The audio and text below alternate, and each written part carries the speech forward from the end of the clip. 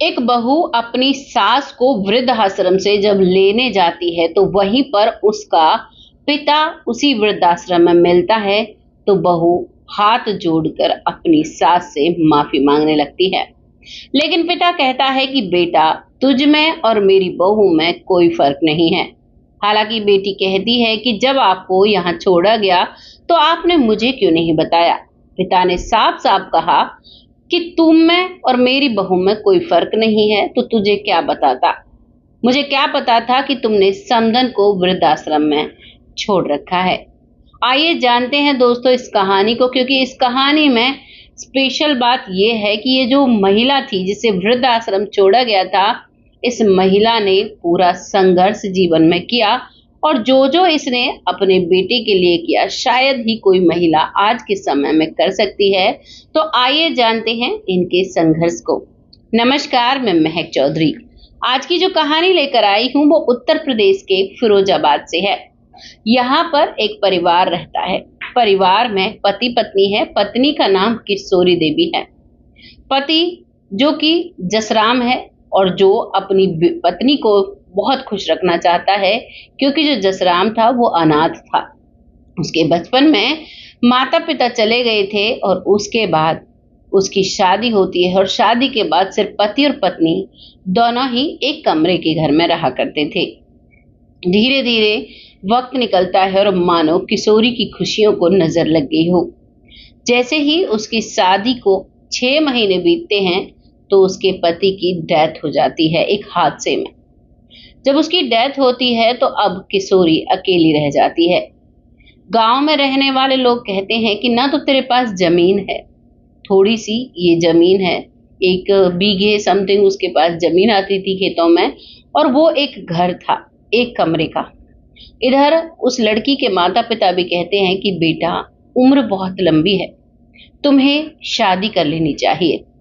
दोस्तों, जिस वक्त उसके पति की डेथ होती है, शादी के महज 6 महीने बाद उस वक्त उसके गर्भ में 3 महीने का बच्चा था। इस चीज को देखते हुए जो किशोरी है वो एक निर्णय लेती है। वो कहती है कि मैं आजीवन अपने बच्चे को पालूंगी, चाहे बेटा हो या बेटी हो, इसके लिए जीऊंगी, क्योंकि मैं अपने पति से बहुत प्यार करती थी, और इन बीते 6 महीनों में जो उसने मुझे प्यार दिया, शायद ही दुनिया का कोई इंसान मुझे प्यार दे सकता है।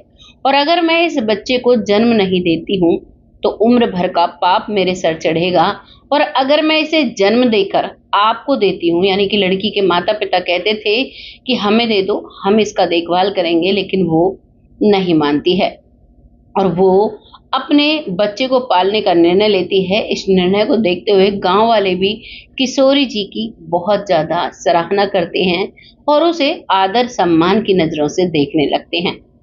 अब धीरे धीरे वक्त निकल रहा था और धीरे धीरे वो एक बेटे को जन्म देती है। बेटा जब बड़ा हो जाता है तो बेटे का नाम अभय रखती है। अब अभय उसका नाम होता है और वो बहुत प्यार से उसे पालती है। जब तक वो छोटा था तब तक वो ऐसे ही धीरे धीरे अपने खेतों में काम करती, अपना दूध पिलाती, और जैसे उसका दिनचर्या चल रही थी वो सब कुछ ठीक चल रहा था। लेकिन जैसे ही बच्चे की पढ़ने की बारी आती है, यानी वो 3-4 साल का होता है, ये उस दौर की बात है जब 5 साल के बच्चे को पढ़वाया जाता था। 5 साल का जब होता है तो स्कूल में एडमिशन होना था। वो अपने बच्चे को अच्छी शिक्षा देना चाहती थी और इसीलिए वो एक प्राइवेट स्कूल में उसका एडमिशन कराती है। अब प्राइवेट स्कूल के खर्चे ज्यादा होते हैं, उसके पास कोई जमा पूंजी नहीं थी।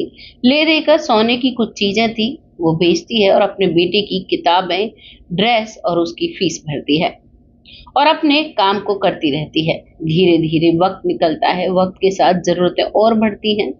घर का काम करना, 1-2 पशु रखती थी, लेकिन उस समय इतना ज्यादा दूध के भी भाव नहीं हुआ करते थे और अब भी वो खर्चों की पूर्ति नहीं कर पाती है, क्योंकि जब बच्चा बड़ा होता है तो उसके खाने पीने की भी चीजें बढ़ जाती हैं। जब वो अकेली थी तो वो चटनी से रोटी खाती और अपना वक्त गुजारती। आज अपने बेटे के लिए वो सब्जी भी बनाती, कुछ वैसी चीजें भी लाकर रखती जिससे कि उसका बेटा कुपोषण का शिकार ना हो। और दोस्तों, कमाने वाला कोई था नहीं, तो जो उसके पास 1 बीघे जमीन थी, अब वो उसे बेचने पर मजबूर हो जाती है। अब वो उसका बेटा जब 12वीं क्लास में आया था, क्योंकि उसे बाहर पढ़ना था, अब जब बाहर पढ़ना था तो वो जमीन बेच देती है। बेचने के बाद बेटे को बाहर पढ़ने के लिए भेजती है। बेटा अभय बहुत अच्छी पढ़ाई करता है और बहुत ही आज्ञाकारी था। जब वो पढ़ता है, अब वो पैसे तो अपने बेटे को दे दिए जो जमीन, क्योंकि उस समय जमीन के रेट भी ज्यादा नहीं थे। आज तो जमीन के रेट आसमान को छू रहे हैं। अब वो लोगों के घरों में काम करने लगी, क्योंकि उसके पास ना खेत था, ना ही अब पशु रख सकती थी, क्योंकि उन्हें चारा कहाँ से खिलाए। अब लोगों के घरों में झाड़ू पोछा, बर्तन या फिर लोगों के खेतों में काम कर कर वो अपना समय गुजारने लगी। बेटा अपनी पूरी पढ़ाई करता है और बेटा एक बहुत बड़ी कंपनी में जॉब लग जाता है। ये खुशखबरी वो अपनी माँ किशोरी देवी को देता है। कहता है कि माँ, अब आपको लोगों के घरों में काम करने की जरूरत नहीं है। दोस्तों, यहाँ पर बेटा अपना फर्ज बहुत अच्छे से निभाता है। माँ कहती है कि बेटा एकदम से काम नहीं छोड़ते, पहले तुम अच्छे से स्टेबल हो जाओ, तुम्हारे लिए शादी भी करनी है, तुम्हारे लिए मुझे घर भी बनवाना है, तभी तो शादी होगी। दोस्तों, अब बेटे की कमाई से और अपनी कमाई से वो घर बनवाती है, उसी पर 2 मंजिला घर बनवाती है, बहू के लिए हर सुख सुविधा करती है और अब अपने बेटे की शादी करती है। जब बेटे की शादी करती है तो यहाँ जो उसकी बहू आती है, वो देखती है कि उसकी सास तो आराम से रह रही है, क्योंकि अब उसने लोगों के घरों में काम छोड़ दिया था। अब बहू कुछ दिन तो सही सही रहती है, लेकिन अब धीरे धीरे बेटे ने भी माँ का हालचाल पूछना बंद कर दिया था। जब उसने हालचाल पूछना बंद किया तो अब बहू फायदा उठाने लगती है। बहू बात बात पर सास को ताने दिया करती, और सास, जो कि पहले दिन से ही जब उसकी बहू आई थी तो घर के सारे काम काज खुद ही किया करती, क्योंकि बहू देर से उठती है। सास सोचती है कि नए नए घर में आई है, धीरे धीरे एडजस्ट करेगी, कोई बात नहीं। वो किसी से भी शिकायत नहीं करती है, और करे भी किससे। ना उसका पति था, मायके वाले भी ज्यादा आते नहीं थे, माता पिता की डेथ हो चुकी थी और भाभी भैया आ नहीं पाते थे। वो अपने जीवन को अकेली काट रही थी। वो पड़ोसियों से भी कोई भी बात नहीं कहती थी।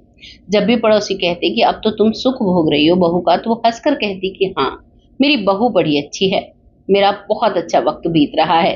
दोस्तों, एक बहुत अच्छी सास थी, लेकिन यहाँ पर जो बहू थी वो बिल्कुल भी अच्छी नहीं थी। अब धीरे धीरे वक्त निकल रहा था, क्योंकि जब शुरुआत में बहू आई थी तो सास के हाथ पैरों में जान थी और वो बहुत मेहनत से काम कर लिया करती थी। लेकिन अब उम्र के साथ ढलते हैं, और ऊपर से जवानी में, भरी जवानी में वो विधवा हुई थी। अकेले संघर्ष से उसने अपने बेटे को पाला था, तो इस वजह से वो उम्र से पहले बूढ़ी हो जाती हैं। रोग उसके शरीर को घेर लेते हैं। अब वो बीमार रहने लगती है, और दोस्तों, जब बीमार रहती है तो काम भी नहीं होता है। काम नहीं होता है तो बहू को ऐसा लगता है तो बोझ है। अब इसको बोझ मानने लगती है और उसे खाना तक सही नहीं देती है। दोस्तों, सुबह का खाना शाम को देती, शाम का बचा हुआ खाना सुबह देती। किशोरी देवी फिर भी उफ तक नहीं करती है, अपने बेटे तक को नहीं बताती है कि मेरा घर बिगड़ जाएगा। कितनी मुश्किल से तो मैंने अपने बेटे को पाला है, उसके जीवन में इतनी सारी खुशियां लाई हूँ, और आज अगर मैंने लड़ाई की, झगड़ा किया, तो मेरे बेटे का घर बिगड़ जाएगा। इस बात को सोचकर अब वो कुछ नहीं कहती है, चुप रहती है। अब तक सब ठीक था, वो हर अत्याचार को झेल रही थी, अपने घर को बचाने के लिए हर दुख को झेल रही थी, किसी से कोई शिकायत नहीं करती थी। लेकिन दोस्तों, हद तब हो जाती है जब वही बहू एक पड़ोसन को देखकर, उसकी एक पड़ोसन आई थी जो कि दिल्ली की रहने वाली थी, उसने अपनी सास को धोखे से वृद्ध आश्रम भेज दिया था। वो पूछती है कि तुम्हारी सास दिखती नहीं, तो वो कहती है कि एक काम की बात बताऊं, लोगों की नजरों में मेरी सास तीर्थ यात्रा पर गई है, लेकिन मैंने अपनी सास को दिल्ली के एक वृद्ध आश्रम में छोड़ दिया है। दोस्तों, इतनी गंदगी उस महिला के दिमाग में भरी हुई थी। और दोस्तों, गांव में इस चीज को अलाउ नहीं करते। गांव में अड़ोसी पड़ोसी काफी मदद करते हैं। अगर कोई बुजुर्ग होता है, उसका परिवार नहीं झेल पाता है, तो अड़ोसी पड़ोसी बहुत मदद करते हैं। लेकिन ये महिला भी ऐसा करती है। जो अभय की पत्नी होती है, यानी कि किशोरी देवी की बेटे की बहू, वो अब अपने पति से खुलेआम कहती है कि मैं अब इसको नहीं झेल सकती, ये मुझे सारा दिन परेशान करती है, मैं इसकी सेवा भी नहीं कर सकती, इसे वृद्ध आश्रम छोड़कर आओ। दोस्तों, यहाँ अभय की बहू को बिल्कुल कोई डर नहीं था, क्योंकि वो खुली शॉपिंग किया करती, खुली रहा करती, बहुत छोटे कपड़े पहना करती, किसी भी चीज का विरोध सास ने नहीं किया था। एक माँ का प्यार दिया था, लेकिन फिर भी बहू को सास बिल्कुल भी नहीं भाती थी। बेटा भी मान जाता है। सोच कर देखिए, जिस बेटे को पाला, जिसके ऊपर पूरी जवानी खत्म कर दी, वो बेटा भी सहज ही मान जाता है। उसे अपनी पत्नी इतनी पसंद थी, इतनी प्यारी थी। बेटा मानता है। अगले दिन गाड़ी में बिठाते हैं। माँ सोचती है कि हो सकता है ये मुझे घुमाने ले जा रहे होंगे, क्योंकि कभी कभी जब वो होटल्स वगैरह में खाना खाने जाते तो अपने साथ उसे ले जाया करते थे। लोग भी खुश थे देखकर कि भैया तो घूमती है, गाड़ियों में घूमती है, देखो कितनी अच्छी किस्मत है। लेकिन लोगों को अंदर का दर्द क्या पता था कि क्या चल रहा है। अब वो भी बैठ जाती है कि सोचो लेकर जा रहे हैं, तो उनके साथ बैठती है। और वो गाड़ी जब एक वृद्ध आश्रम के पास रुकती है तो वो महिला नहीं समझ पाती है कि ये वृद्ध आश्रम है। अब बहू उतरती है। पहले उसका थैला उठाती है, क्योंकि थैले में कुछ सामान था। सास कहती भी है कि बेटा ये थैला कहाँ ले जा रही हो। तो कहती है कि आओ मेरे पास। उस वृद्ध आश्रम में कुछ बुजुर्ग बैठे हुए थे। तभी देखकर कहते हैं कि देखो, एक और अभागा आ गया, जिसके बच्चों से जिसकी जिंदगी नहीं पली, जिसके बच्चे उसकी सेवा नहीं कर पाए। पर कोई नहीं, जिसका कोई नहीं उसका वृद्धाश्रम होता है। वो अंदर जाती है, पीछे पीछे सास जाती है और वहां जाकर सास का नाम लिखवाती है। नाम लिखवाने के बाद अब सास को वहीं पर छोड़ देती है। सास अचंभित हो जाती है, उसकी आंखों से आंसू नहीं रुकते हैं। वो अपने बेटे को देखती है तो उसका बेटा गाड़ी से उतरा तक नहीं दोस्तों। जिस बेटे के लिए पूरी जान लड़ा दी, पूरी जवानी लड़ा दी, शादी तक नहीं की। वो महज 3 महीने का था जब उसके पति की डेथ हुई थी। चाहती तो शादी कर सकती थी, क्योंकि आज का समय ऐसा है, 4-4, 6-6, 7-7 बच्चों को छोड़कर महिलाएं भाग रही हैं। काफी बड़े बड़े बच्चों को छोड़कर दूसरी शादियां कर रही हैं, प्रेमियों के साथ भाग रही हैं। तो सोचिए उस महिला के अंदर कितना सब्र होगा, जिसने सिर्फ 3 महीने के बच्चे के लिए पूरा जीवन लगा दिया। और आज उसे फल मिला है, तो वो भी वृद्धाश्रम में रहने का। वाकई में बहुत हैरान कर देने वाली बात थी, लेकिन क्या करें, रहना था। वो वहां रहने लगती है, रोती बिलखती है, खाना तक नहीं खाती है। कुछ बूढ़े लोग उसे खाना खिलाते हैं, कुछ महिलाएं हैं, कुछ पुरुष हैं, और कहते हैं कि बहन जी, ये समाज का दस्तूर है, दुनिया का यही दस्तूर है, और हमें जीना पड़ेगा। जो सांस ईश्वर ने हमें फूकी है वो तो हमें जीनी होगी। अब आप खाना नहीं खाते, कमजोर हो जाते हो ना, तो आपको कोई देखने के लिए आता है और ना ही कोई आपको उठाने के लिए आएगा अगर आप गिरोगे तो। महिला भी समझती है और अब महिला रहने लगती है। इधर बेटे बहू अपने घर आते हैं। अब धीरे धीरे, क्योंकि उसने बड़ी कड़क आवाज में कही थी कि वृद्धाश्रम छोड़ना है, और इस आवाज को सुनकर जो पड़ोसी हैं, कहते हैं ना दीवारों के कान होते हैं, जब वो अपने पति से बात कर रही थी तो एक पड़ोसन को पता चल जाता है कि ये अपनी सास को वृद्धाश्रम छोड़कर आई है। और अब ये बात पूरे मोहल्ले में फैल जाती है। और जब मोहल्ले में फैलती है तो मोहल्ले के वही लोग उसे धुतकारने लगते हैं, उसके बेटे को धुतकारने लगते हैं और कहने लगते हैं कि तुम्हारी माँ ने तुम्हारे लिए कितना बड़ा त्याग किया था, तुमने उसका यही सिला दिया। दोस्तों, शहरों में किसी को किसी से मतलब नहीं होता, लेकिन गांव में पीढ़ी दर पीढ़ी लोग एक दूसरे को जानते हैं और एक दूसरे के बारे में हर कमी और हर अच्छाई जानते हैं। यहाँ पर लोगों ने उनसे बुरा बुरा भला कहना शुरू किया। लगभग 2 महीने बाद उन्हें एहसास होता है कि भाई ये लोग तो जीने ही नहीं देंगे, कल को हमारे बच्चे होंगे तो उनसे भी ऐसे ही कहेंगे। इस बात को सोचकर दोनों पति पत्नी निर्णय लेते हैं कि चलो माँ को ले आते हैं, 2 रोटी तो खाएगी, पड़ी रहेगी घर के किसी कोने में। इस सोच के साथ वो दोनों जाते हैं। और जो लड़का था अभय, वो बिल्कुल पत्नी का गुलाम हो चुका था, वो अब उसके साथ जाता है। और जाने के बाद वो लोग उतरते हैं तो बहू ही उसी स्पीड से जाती है। और जाने के बाद वो अपनी सास को देखती है और कहती है कि चलो घर। जैसे ही वो इससे कहती है तो उसी के बगल में एक बुजुर्ग व्यक्ति बैठा हुआ था। दोस्तों, वो बुजुर्ग व्यक्ति और कोई नहीं, उस बहू का पिता था, जिससे वो सास हंसकर बातें कर रही थी। इस बात को देखकर बहू गर्म हो जाती है गुस्से से और कहती है कि बाऊजी, आप यहाँ कैसे? भाभी ने आपको कैसे यहाँ छोड़ दिया? आप मुझसे तो एक बार बात करते, मैं देखती भाभी को, आपको यहाँ कैसे छोड़ा? तो पिता खड़ा होता है और उठकर अपनी बेटी को एक जोरदार तमाचा जड़ता है और कहता है कि किस हक से तुम ये कह रही हो कि मैं तुम्हें बताता और तुम मुझे रखवाती, जब तुमने अपनी सास को, जिसने तुम्हारे लिए इतने त्याग किए, तुम्हारे लिए घर बनाया, तुम्हारे लिए बेटे को जन्म दिया, तुम्हारे लिए उसे पढ़ाया लिखाया, उसे इस काबिल बनाया कि वो तुम्हारे शौक पूरे कर सके, तुमने उस देवी जैसी महिला को इस वृद्ध आश्रम में छोड़ दिया। तो तुम में और मेरी बहू में क्या फर्क है? ठीक वैसे ही मुझे यहाँ छोड़ा गया जैसे तुमने अपनी सास को छोड़ा। अब ये चीज सुनते ही बहू को एहसास होता है कि वाकई में मैंने गलती की है। जब मेरी माँ को यहाँ छोड़ा गया, मेरे पिता को यहाँ छोड़ा गया, तो मुझे इतना दुख हुआ है। तो मैंने जब अपनी सास को छोड़ा तो मेरी सास को कितना दुख हुआ होगा, और शायद कहीं ना कहीं मेरे पति को भी दुख हुआ होगा।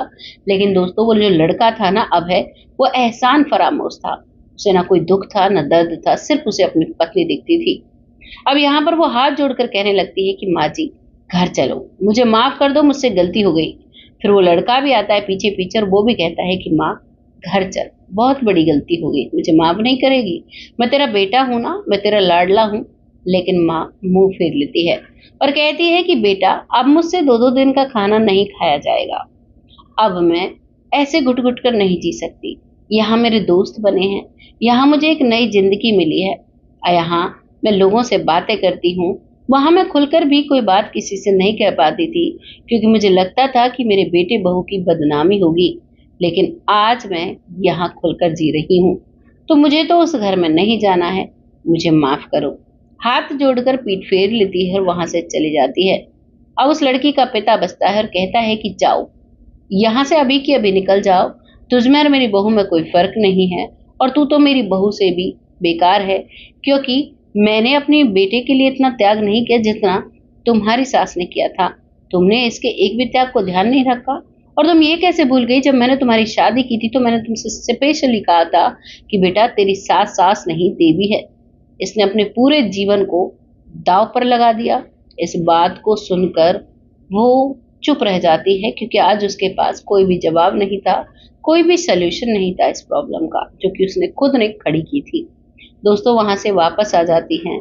आने के बाद ऐसे ही रहती है और उम्र भर लोग उसे ताना देते रहते हैं कि इसने अपनी देवी जैसी सास को वृद्धाश्रम भेज दिया। अब उनका एक बेटा होता है।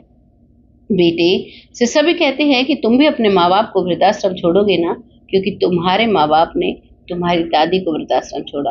अब बच्चे तो कच्चे होते हैं, बच्चे मटके की तरह होते हैं, जैसे कच्चा मटका होता है, जैसे उसे डालते हैं वैसे ढल जाता है। और गांव के लोग बार बार कहा करते, वो भी अपनी माँ से एक दिन आकर कहता है कि माँ, मैं आपको वृद्धाश्रम छोड़ूंगा जब मैं बड़ा हो जाऊंगा और मेरी शादी हो जाएगी। माँ सुनकर अपने दिल को कचोट कर बैठ जाती है, क्योंकि अब वो कुछ नहीं कर सकती थी। उसने अपने कर्म को बिगाड़ दिया था, उसने अपने जीवन को बिगाड़ दिया था। दोस्तों, ये थी कहानी एक परिवार की, एक माँ की, जिसने अपना पूरा जीवन लगा दिया अपने बेटे को पालने में, और जिसके साथ ऐसा हुआ। आपको क्या लगा है इस कहानी को सुनकर? अपनी राय जरूर लिखिएगा। क्या इस माँ ने सही किया, अपने बेटे के साथ नहीं आई वापस? जो भी आपको लगता है अपना कमेंट लिखिएगा, लोगों के साथ शेयर करिएगा, क्योंकि आपका कमेंट मेरे लिए बहुत मायने रखता है। आपके कमेंट से एक नई ऊर्जा मिलती है और इस नई ऊर्जा के साथ मैं आगे बढ़ पाती हूँ। तब तक आप सब खुश रहें, आबाद रहें। जय हिंद, जय भारत।